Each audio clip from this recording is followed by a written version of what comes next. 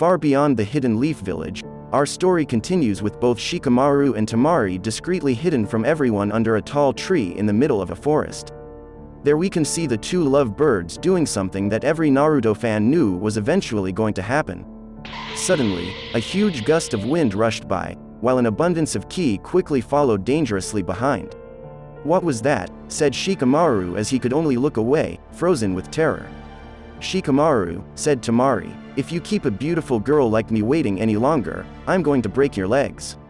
However, Temari's threat didn't seem to faze Shikamaru, as a far more dangerous threat was lurking in the distance. Goku's ki was dangerous. The force emanating off his body had covered the entire planet like a coat of armor, stifling every living thing on the inside. The crows were the first to react, as throughout legend, research had shown that crows possess the ability to sense when something or someone was about to die. Yet, for some reason, the crows were now going against their natural instinct. Instantly after having a taste of Goku's dangerous ki, the flock of crows hurriedly flew off in the distance, traveling in the opposite direction from where they felt their ki. Unexpectedly, the once bright blue sky began to darken as a blanket of cloud covered the entire planet. Suddenly, a ray of lightning followed, giving off an impression as if the world was about to end. Soon, the weather pattern started to change as the night sky was filled with Goku's aura, showcasing a power that was unseen to this universe. "Son Goku," said Lady Tsunade as she instantly recognized the wielder of this terrifying chakra. "I knew that Son Goku possessed an immense level of chakra, but never in a million years has anyone ever thought he was capable of this," said Tsunade as she continues steering on in total confusion.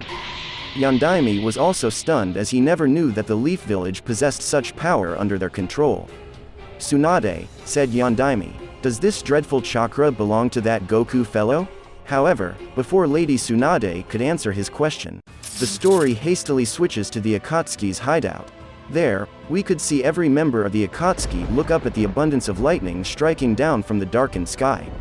"It seems Itachi had bitten off more than he can chew," said Pain, as he was the only member who kept a straight face through the destruction of the planet. "Forget resurrecting the 10 tails. This stranger's power far surpasses all the tailed beasts combined. We must capture him." Minutes that felt like hours had passed by. However, Goku's ki had no intention of slowing down. Higher and higher his power increases, causing disasters that are not so natural to occur all over the world. As the earth crumbled, even Sasuke, who was locked within Orochimaru hideout, ticking enemies off his hit list, could sense that something abnormal was happening on the outside. Back on the battlefield, Goku's ki was both frightening and overwhelming. The force radiating off his body was enough to push everyone in a defensive position. "Jiraiya boy," said Shima. "That man is not of this world. No human should have access to this much chakra." "Pervy Sage, have you ever felt someone with a chakra like this?" said Naruto. "This guy has even more chakra than the Ninetail." "Naruto, it's dangerous to stand near him, it's wise to retreat," said Jiraiya. "It felt as if I'm starting to lose consciousness just by being in the presence of this man." Itachi, on the other hand, had no choice but to stay due to the fact that any slight movement can cause him to lose focus, allowing the genjutsu to break. "He is a god," said Itachi as he continued to look at the Saiyan. "He's burning through the chakra I obtained from Samahata so fast." Kisame, who had been struck hard by Jiraiya, was lying unconscious on the ground. However, that wasn't for very long, as even while in an unconscious state, Goku's ki had still managed to reach him. "Itachi is in trouble," said Kisame as he struggles to keep himself awake. Back inside the genjutsu, Goku could be seen fully transformed into his legendary Super Saiyan 3 form. "Not bad," said the Saiyan woman as she quietly gazed in anticipation. "Son Goku, your Super Saiyan 3 transformation is truly impressive, however, it's wise for you to surrender. From these levels, I will have a hard time not killing you." Goku, on the other hand, was anxious for a fight. Being in his Super Saiyan 3 form had clouded his judgment. With confidence, the Saiyan looked back and spoke to his opponent. "Don't worry about me, you should be worried about yourself." The Saiyan woman was quite shocked to hear Goku responded, as she thought Goku had more regard in protecting human life. "I'm serious, you should surrender now, there will be collateral damage." "I'm fine with killing innocent people, but are you?" said the Saiyan woman as she thought that this would force Goku to back down. However, once again she was stunned after hearing Goku's response. When I'm back home, I'll use the Dragon Ball to resurrect everyone on the planet. You shouldn't make decisions while in Super Saiyan 3. The euphoria of that transformation prevents its user from having a clear train of thought. It's worse than Super Saiyan 2. Go back to normal so we can talk. Suddenly, the lightning flashes as Goku clenched his fist firmly, and with just 3 words he spoke. Don't worry, I'm fine. This confident attitude displayed by Goku had gotten on her nerves. Your choice, said the Saiyan woman as in an instant, the wind blew calm before bursting out in the atmosphere. Suddenly, her ki began to increase at an astronomical pace, cracking the very earth where she stood. This level will be enough for you, she uttered. However, Goku wasn't impressed with her little display of power. Why aren't your powers increasing to the level of a Super Saiyan 3? You should stop worrying about others and worry about yourself, said the Saiyan woman as she then went on to say that this isn't her first time killing a Super Saiyan 3. Suddenly the atmosphere got silent as the words spoken from her mouth had managed to pique Goku's interest. Interesting, said Goku before instantly appearing before her eyes, while launching a devastating blow to her stomach causing the woman to cough up blood. The blow was so powerful that even the force from the punch was enough to create a huge crater in the center of the battlefield. Within seconds, her oxygen was cut off as she continuously gasped for breath. When did he move? Said the Saiyan woman as she continued to hold her stomach while she proceeded to cough out her lungs. However, Goku hadn't let up with his attack. Within milliseconds, he charged in and grabbed her face before she even had the time to react. Instantly, he releases a powerful blast at point-blank range to the face of the Saiyan woman, triggering a massive explosion that had even split the Earth's core outside of the Genjutsu. Goku's Super Saiyan 3 form was downright powerful, as even while trapped inside the Genjutsu, his consciousness had forced him to instinctively transform, something that Itachi wasn't expecting. Outside of the Genjutsu, Kisame was on his last leg as he could be seen struggling to remain conscious. I don't have any chakra left in me, my body is falling apart. Kisame was desperately trying to stand up, his body was beaten to a pulp and was drained of its chakra. Itachi is vulnerable right now, I must find the strength to protect him.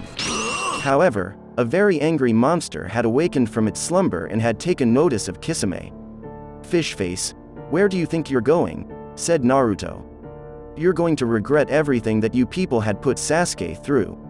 Suddenly, Kisame's entire body was gripped tightly with the Ninetales chakra.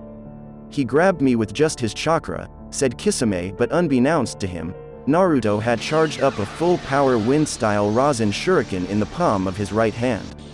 Instantly, the blast increased as more of the Ninetales chakra was being pushed into it, causing it to expand in size. So this is how I die, said Kisame. I guess this is it for our journey, Itachi. Within seconds, Naruto's wind-style Rasen Shuriken had come in contact with Kisame, causing him to yell out in agony. The explosion had catapulted his body mid-air as the Angel of Death creeps near, ready to take her next soul. However, before Kisame's body could hit the ground, he was caught by his trusted partner, Samahata, who started to give him chakra, allowing him to regenerate the huge hole that was in the middle of his stomach. Samahata, said Kisame, I thought you'd left me.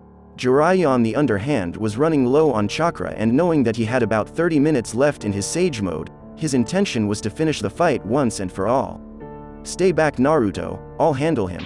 Suddenly Jiraiya began to realize the full extent of his powers. His chakra quickly became more potent and poisonous than ever before. He's gonna attack me with his chakra, said Kisame. This means no more regeneration for us. With extreme haste, Kisame yelled out, hoping that Itachi would hear him. Itachi, they've analyzed the way how I function, I won't be able to protect you anymore.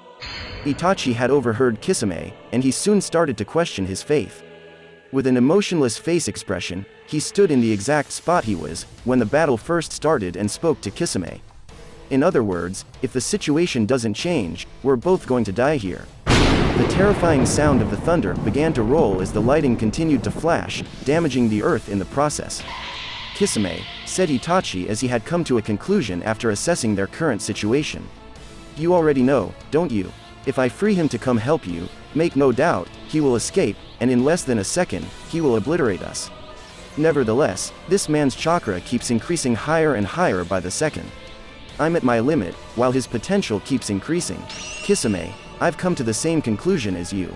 I have lost. My faith is already sealed and it's too late to stop now. I'm prepared to see this through to the end. Quick notice guys, after you have finished watching this video, please do your boy a favor and subscribe to my second channel. The link can be found in the description and comment section below. Thank you.